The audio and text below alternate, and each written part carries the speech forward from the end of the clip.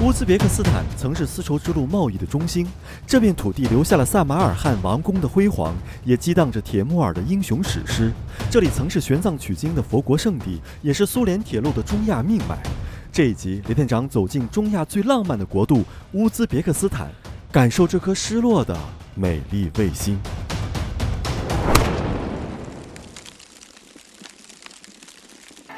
乌兹别克斯坦位于中亚中部，在我印象中是俊男美女的童话之国。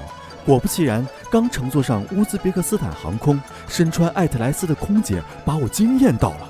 她们富有深邃的眼神，又具有欧洲大陆的高挑身材，这些就是我对乌兹别克斯坦的第一印象。哇，这么多的人呐！这就是乌兹别克斯坦出飞机场的情景啊！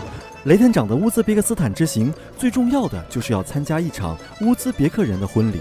参加当地婚礼并非易事，乌兹别克斯坦人的婚礼至今保持传统习俗，规定男女双方都信奉伊斯兰教，先由男方父母规定对象，再请媒人正式提亲。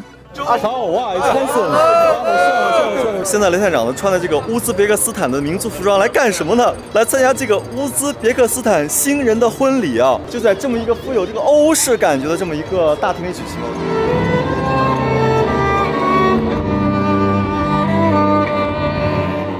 乌兹别克斯坦人的婚礼异常的讲究排场，花大钱拼面子。对于平均收入只有1000元人民币的乌兹别克斯坦人，贷款也要办婚礼。哇，这是他们现场乐队在演奏这个乐曲啊，非常的这个洋气啊。但是这个音乐怎么那么奇怪？因为这个音乐是那个 Time to Say Goodbye 啊。你说结婚典礼这一天呢，听这个 Time to Say Goodbye 是不是有点那个什么一点？他们要给我一身好看的衣服。哇！关键是雷探长来到这个婚礼现场之后，还发现了当地的舞蹈演员。哇，这些舞蹈演员的样子还真的是很。What's your name? Majdina. Majdina 啊！哇，大家快看呀！我们在乌兹别克斯坦看到了传统的这种辫子啊，有很多根儿啊，每个人非常的那个很自豪的把自己头发给大家就去展现。You every day is dance. Your job every day. Your dance is modern dance. On the national dance. National dance. Today you show how many dance? Will be 5 dance. You will see we will dance all nationals. National dance 啊。Yes. Oh, you can show me little dance. 哎呦呦，既然来到了真正的西域腹地，怎么能错过让美女舞蹈一下？果然，热情的乌兹别克人当然答应了我的要求。乌兹别克舞蹈的传统动作都源于他们对于客人的欢迎。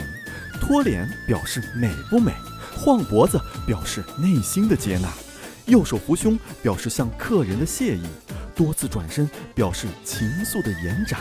看来古代君王征战中亚一定惦记着什么。他这舞蹈跳得太好了。But you learning dance how long time?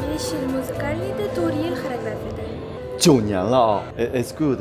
In the future, you want to go to China, dance? 哇，他们很想去中国。雷长给大家说啊，这些演员真的又漂亮，舞蹈呢又特别的这个标准，体现了乌兹别克人的那种精神风貌。Thank you. 他们大概呢就扮演的是那种小天使，送来很多这种问号，然后带着小提琴啊、翅膀呀，像那个舞蹈版的维多利亚似的就上场了。我是来参加这个婚礼嘛，然后但我觉得这边的舞蹈我倒是挺感兴趣的。这是这边的这个新人家里人。大家看，就是乌兹别克斯坦的这个礼仪小姐啊，也是这个非常的高挺。这个迎宾的地方呢，我发现这边周围全都是美女，这边是美女啊，后面的舞蹈演员是美女。他们呈现出来的是一种就是比较朴素的一种美，很大方。男人呢，普遍的参加这种婚礼要穿这种正装西装。婚礼按照1000年前突厥习俗吹起迎宾号，新郎和新娘才如同国王和王后般从童话中走出来。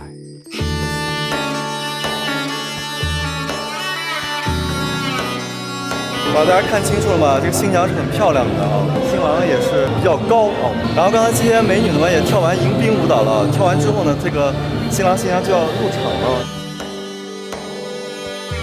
乌兹别克斯坦人过去有一夫多妻的传统，早婚现象也很普遍。但到了21世纪，男女在婚姻上相对自由。在这对新人的婚礼上，请到的可都是乌兹别克斯坦演艺界的大咖和网红。虽然我们不认识，但是当他们每出场，都能引起到场来宾的骚动。哇，这个婚礼排场还是挺大的啊，各路这个神仙嘉宾都来了。他们那个主持人也得要那个主持一段啊，给大家说一说欢迎来到这个塔什干参加这个新人的婚礼啊。这时候那个伴娘和伴郎呢，到台上去给他补妆，说点话。可以看出新娘新郎是有品位的，所以请这个伴娘伴郎的都不差。哇，一群那个待嫁的新娘出现了啊，一个都蒙着脸啊，这不是那个什么的意思，不是那个就是很保守的意思，是他们要结婚了。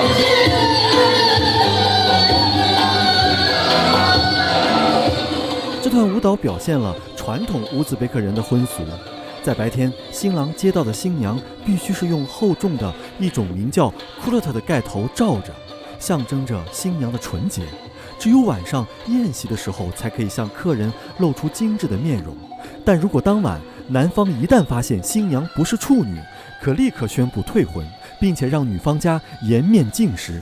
舞蹈再现了这一传统，既体现了乌兹别克并没有忘记古老的穆斯林习俗，同时也向客人表达了新娘是如此的纯洁美丽。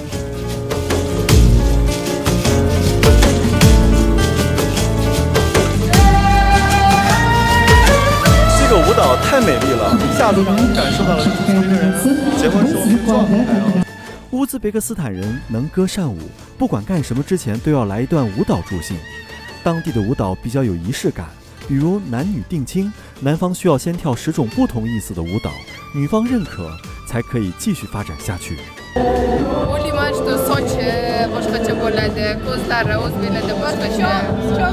他的意思是，如果他们结婚的话，他的男朋友也个子比较高，比较高啊，对，眉毛，眼睛大的。你的工作就是模特吗？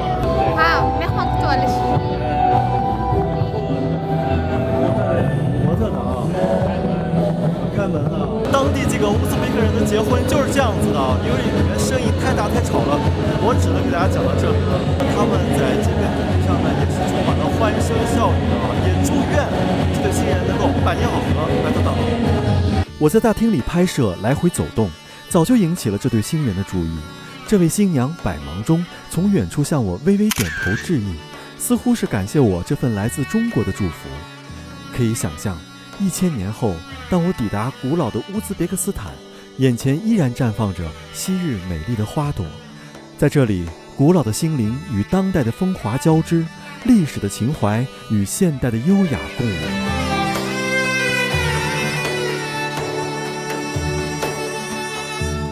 乌兹别克斯坦开放旅游也没几年，当地人钱包里也没多少钱，但是面对新的契机，乌兹别克斯坦人又在做什么买卖呢？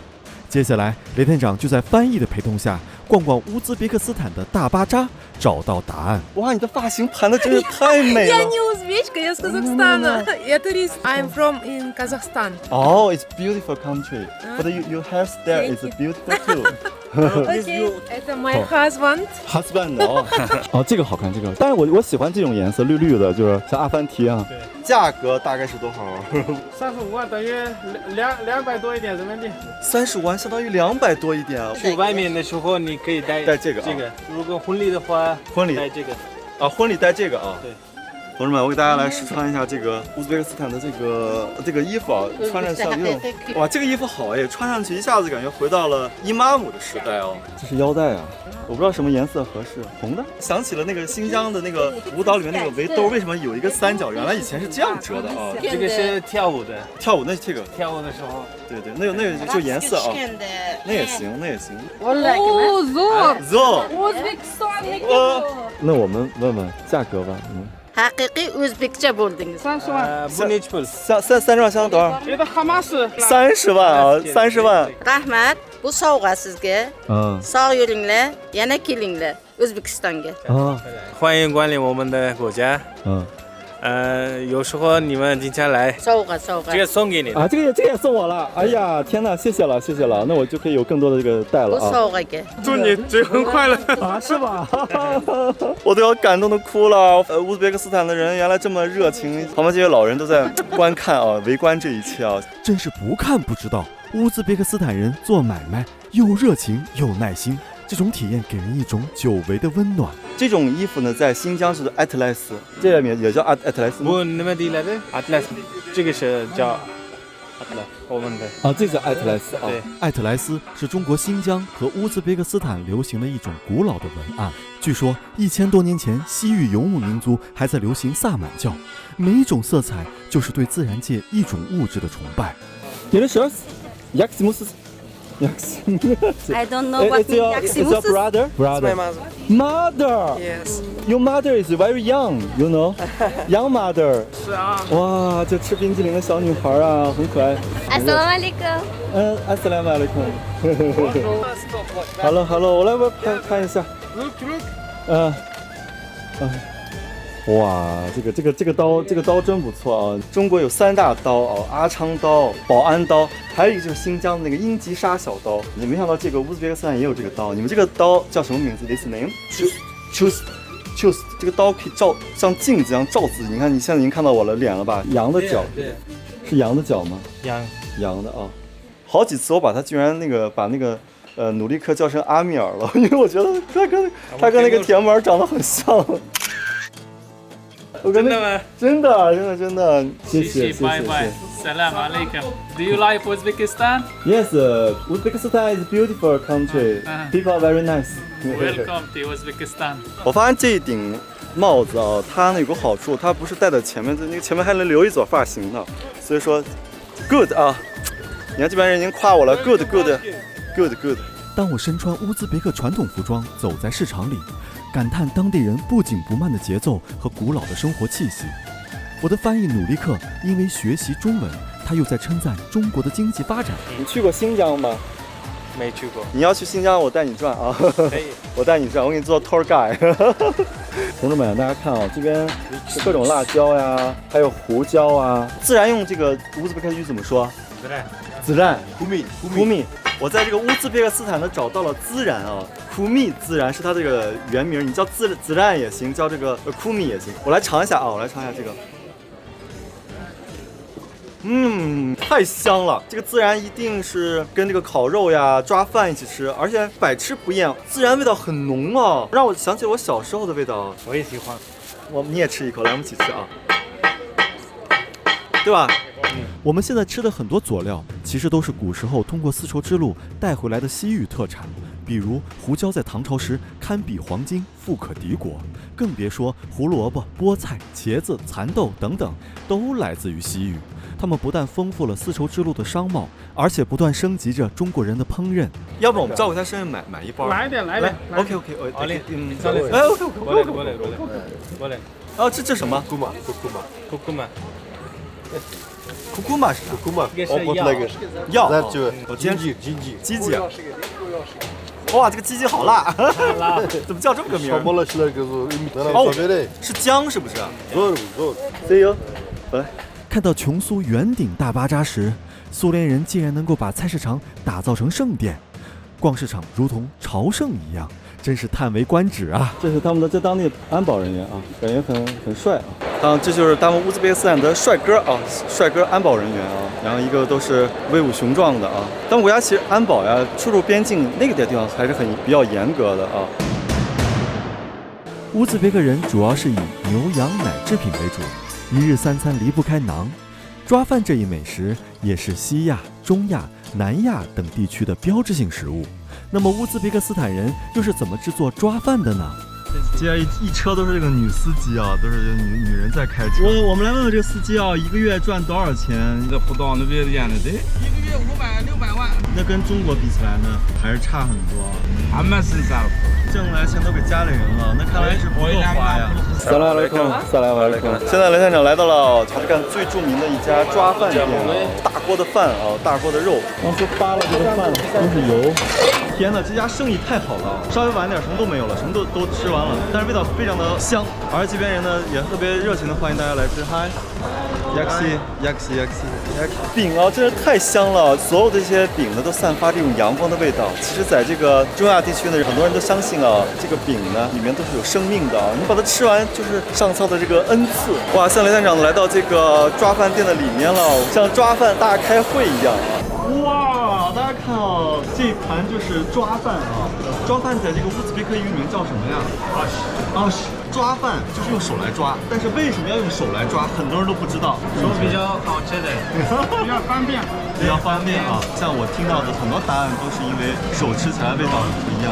就是我们来表演一下哦，天哪，是这样的啊。那我就自己也来尝尝吧。这个手呢是没有洗的手，抓上之后呢，不是用这个手去推啊。锅里听。哇！它们是这样子，首先要挖得很深啊，挖得很深。很多的那个美食的味道都融汇到这里面去了，所以非常香。我尝尝它的肉啊，因为我新疆烧张饭也吃过，可能也能做得很好，但是我觉得这边张饭有个区别呢，它的配料很多，味道又更加的丰富。这个叫什么来着 ？Nohad， 就是类似于那个榛子的那种东西啊，然后里面还有这个萝卜呀、辣椒呀，这叫什么来着？尝尝。小肉卷似的。乌兹别克斯坦在中亚似乎过去也没有存在感，主要原因是它曾经对外国人有很多限制，导致经济发展缓慢。它的经济是这几年才逐步开放的，但如今乌兹别克斯坦的年轻人已经不愿意再拿着低于1000元的收入，都想做第一批富起来的人。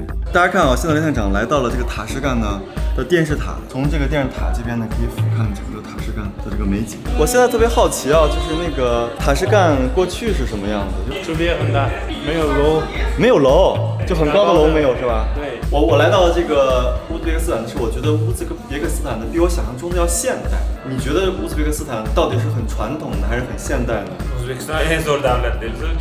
别的国家对发展的很快，但是我们的乌兹别克斯坦，我喜欢在这里工作，跟中国人一起合作。哇，我觉得他们这边这个艺术创作啊，特别有那种苏联时期的感觉，就是那种马赛克艺术呀，像科学进军的感觉一样啊。大家看啊，这是一个乌兹别克斯坦塔什干的女孩啊。You look my dress. What do you think is okay? Okay. Is your boyfriend? Net. No. Yes. Yes. Now or the yes? Yes.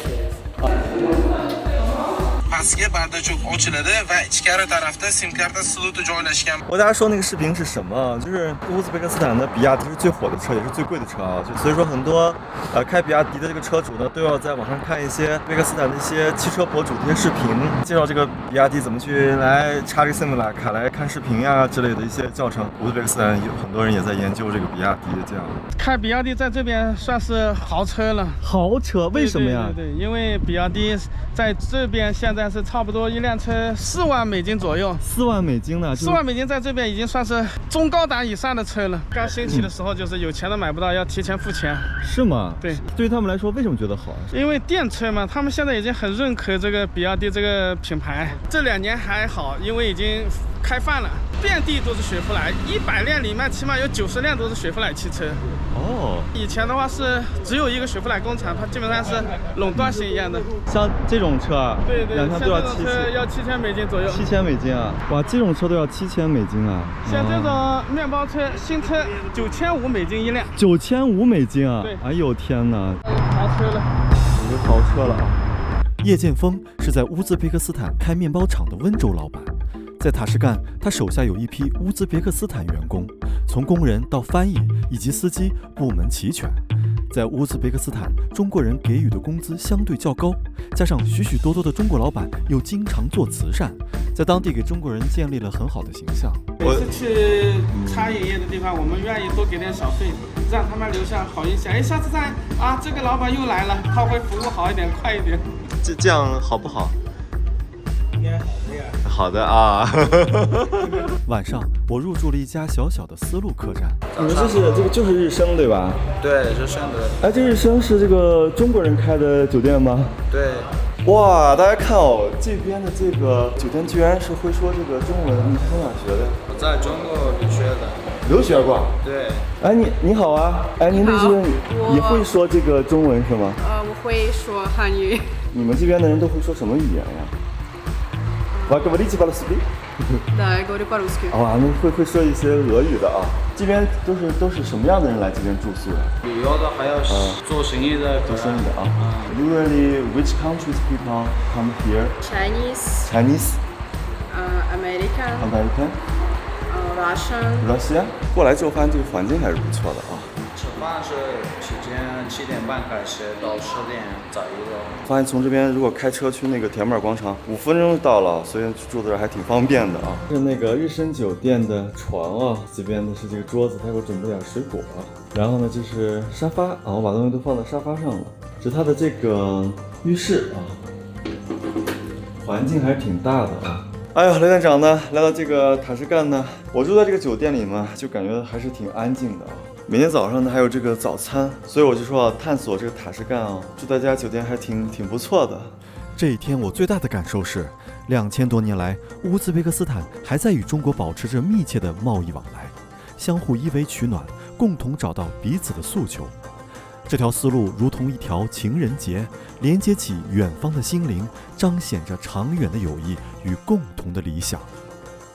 乌兹别克斯坦首都塔什干的地铁被誉为是世界上最美的地铁之一。地铁开动于1977年11月6日，用了这么久的地铁还未经再次改造，这是为什么？它目前能不能符合现代乌兹别克人的生活节奏呢？雷店长这就去揭开答案。现在雷店长呢要乘坐这个乌兹别克斯坦的地铁啊，我看到有戴绿帽子的这个啊，就是管理人员。努力克呢要给我买票的，这就是一张多少钱1400苏姆？1400苏姆，等于人民币差不多8毛钱。8毛钱能坐多远啊？从这边坐到你最后一端都是一样的价格。我们的地铁很小，这地铁我们还安检了，安检了我的包，这个扫这个2维码应该是啊。然后这还有一个乌兹别克斯坦的大妈在这啊，我觉得很有意思啊，因为有些地方见了摄像机都很害怕，但这国家的人好像还行。在这个塔什干这个地铁站里面呢，我看到有这么一个马赛克，头盔上的这个鸟呢是凤凰，凤凰呢展翅高飞，然后呢上面的一轮红日冉冉升起。这一站之所以会设计成拱形，据说当受到核弹攻击时，地铁站会充当避难所。由于带有军事敏感性，之前一直有警察巡逻，禁止拍摄，这也是乌兹别克斯坦旅游开放晚的原因之一。但这几年禁令逐渐解除，这些美丽的地铁站才彻底被人们所知。今天人很多是吧？啊，前面这个报站都是也是。你以前经常坐地铁吗？不坐啊，开车了啊。开车。这地铁一共多少条线？3条。有什么祈祷卖唱的吗？唱歌的有时候有啊，也有啊。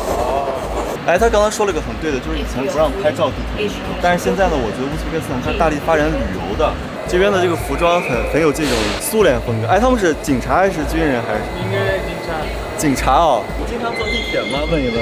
啊？你觉得这个地铁怎么样呀？不累。你觉得这个地铁很老，但是要变得更新吗 ？No。你觉得哪一站是最漂亮的？Uzbekistan language 啊。Russian。Спасибо。Ну пока。OK。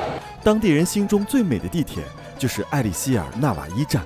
艾里希尔纳瓦伊是乌兹别克斯坦著名的思想家、文学家、哲学家，他被认为是乌兹别克斯坦传统诗歌的创始人之一。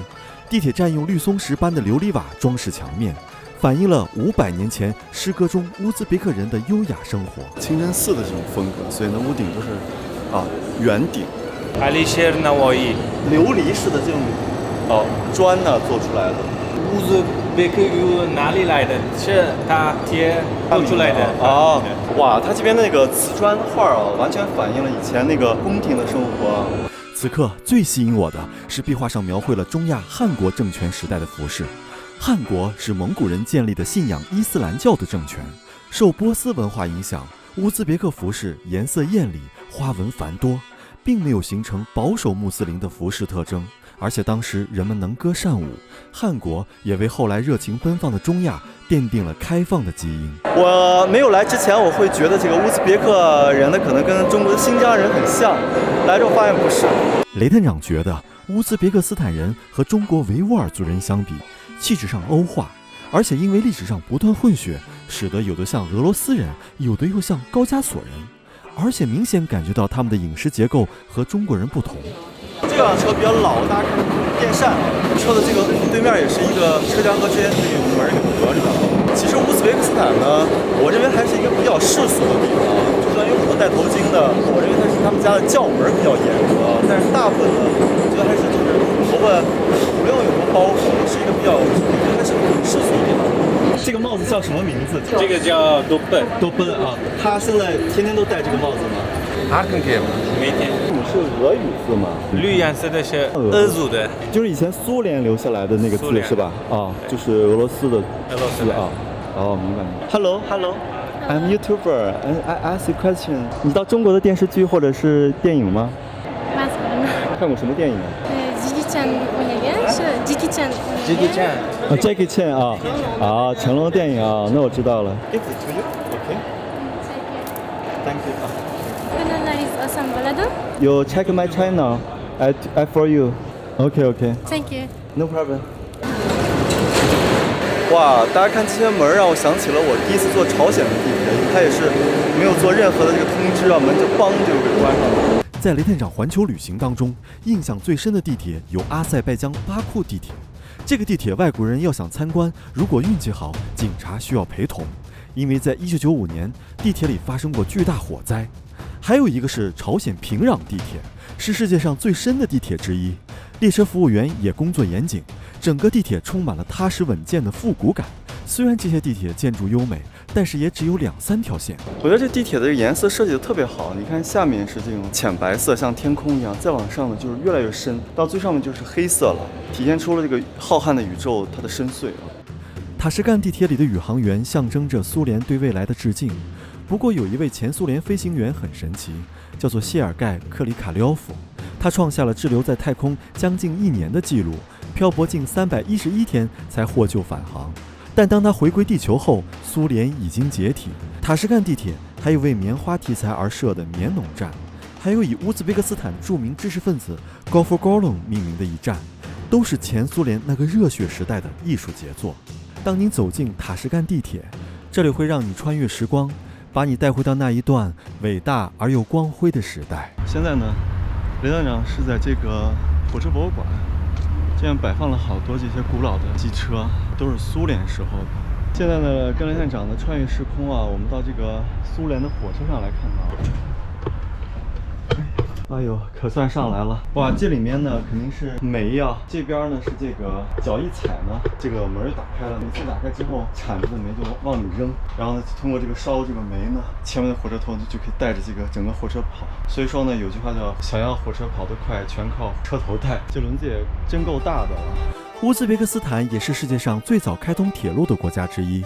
当时沙俄选择优先建设里海到中亚铁路，有着深刻的地缘原因。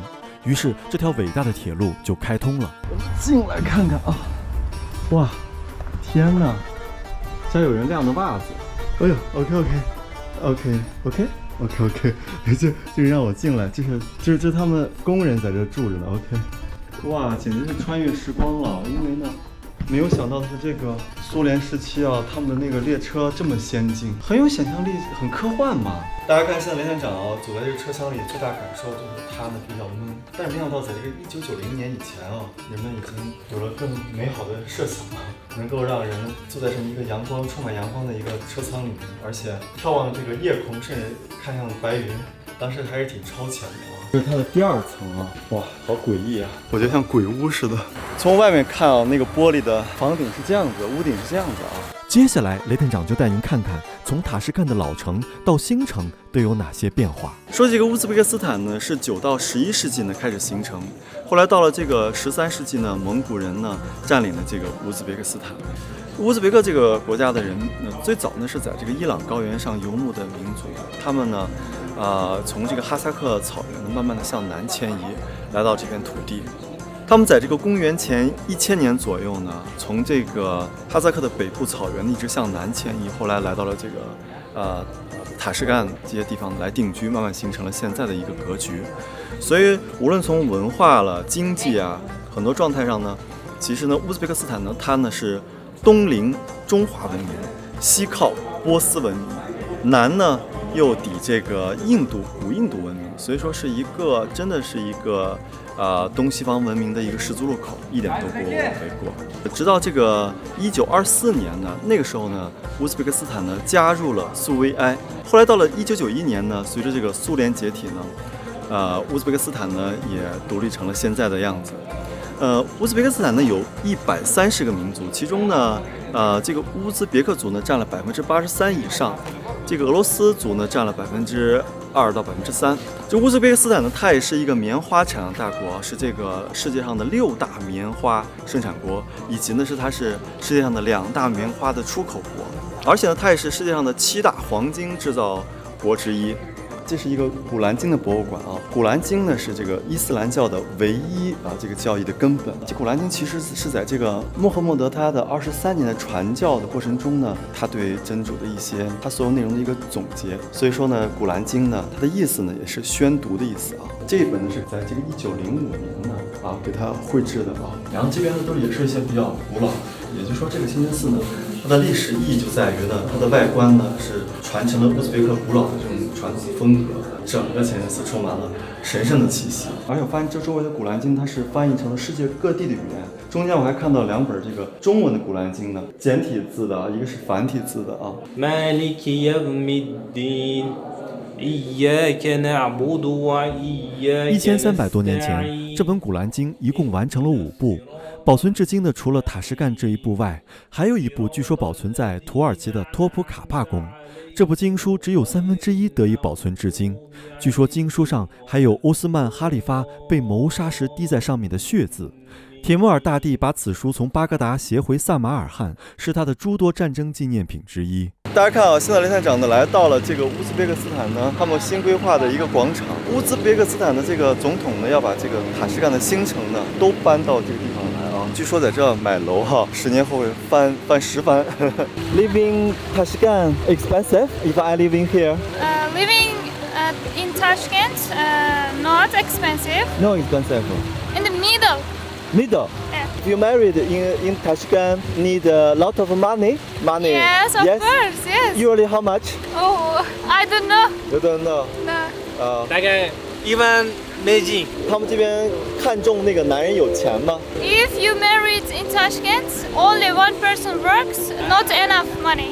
OK, thank you so much. Thank you. Thank you. 乌兹别克斯坦的这几年呢，所有人都告诉我呢，说它呢最大的变化就是对外开放。曾经呢，外国人是不能够投资的，但是现在呢，外国人也好，或者是游客也好，越来越多的进入到乌兹别克斯坦，能够领略到它的很多细节。